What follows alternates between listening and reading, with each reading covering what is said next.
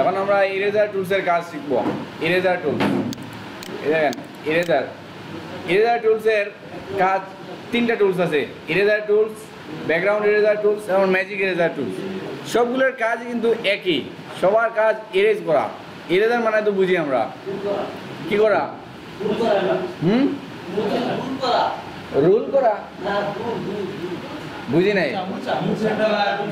মোছা না, এটাকে গুল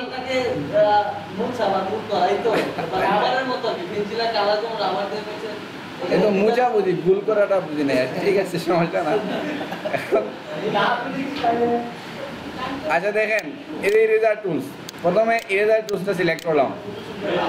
এখন দেখেন আমি এখানে এই জায়গাতে ড্র্যাগ করতেছি।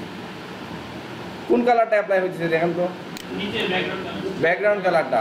তো ইরেজার টুলস দিয়ে আমরা এই ব্যাকগ্রাউন্ড কালারটা অ্যাপ্লাই করতে পারি এবং উপরের যেই পিকচারের উপরে যে কালার, ওই কালারটা ইরেজ করতে পারি।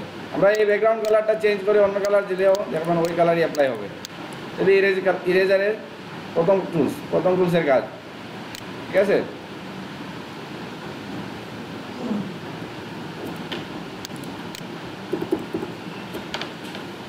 ডুপ্লিকেট নিয়ে আরে কাজ করি আমরা। হ্যাঁ, তারপর দেখেন background eraser tools. Background eraser tools এই ব্যাকগ্রাউন্ডটা রিমুভ করে, এই দেখেন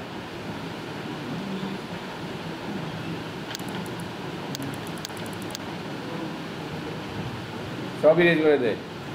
আচ্ছা, কালকে দেখ আমাদের এই ফটোতে চুলগুলা আলাদা আলাদাভাবে ইরেজ করতে সমস্যা হয়েছিল না? এখন কিন্তু এটা আমরা ইরেজ করতে পারি ঠিকভাবে। এই দেখেন, আমরা একটা জিনিস খেয়াল করেন, যখন আমরা ক্লিক করবো যে প্লাস চিহ্ন আসছে না, ওই প্লাস চিহ্নর নিচে যেই কালারটা থাকবে ওই কালারের যতগুলো অবজেক্ট পাবে, যতগুলো কালার পাবে, ওই সবগুলো কালার ইরেজ করবে। এ দেখেন আমি এখন এই সাদা জায়গায় ক্লিক করলাম, এখন দেখেন চুলের উপরে নিতেছি, চুল কিন্তু ইরেজ হচ্ছে না, হচ্ছে কি? কিন্তু ওই দেখেন ওই রকম কালার যারা পাইতেছে সবগুলো ইরেজ করতেছে, ইরেজ করতেছে না? চাপ দিয়ে ধরে রাখে। হ্যাঁ, এখন আমি ছেড়ে দিচ্ছি, সমস্যা না। আবার ক্লিক করব, আমি যেই কালারটা ইরেজ করতে চাই সেই কালারে ক্লিক করবো, তারপর এই সাদা কালারে অ্যাপ্লাই করলাম। এই দেখেন ওই রকম কালার এই গ্যাপের মধ্যে যতটুকু পাইতেছে সব ইরেজ করতেছে, কিন্তু চুল কাটতেছে না। কাটতেছে কি? কাটতেছে না। এই দেখেন এইভাবে।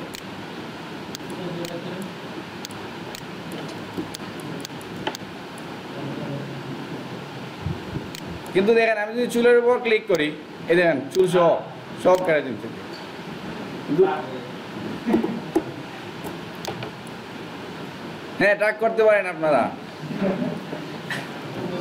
নিজের ছবিটা করেন, দেখবেন কিরকম লাগে।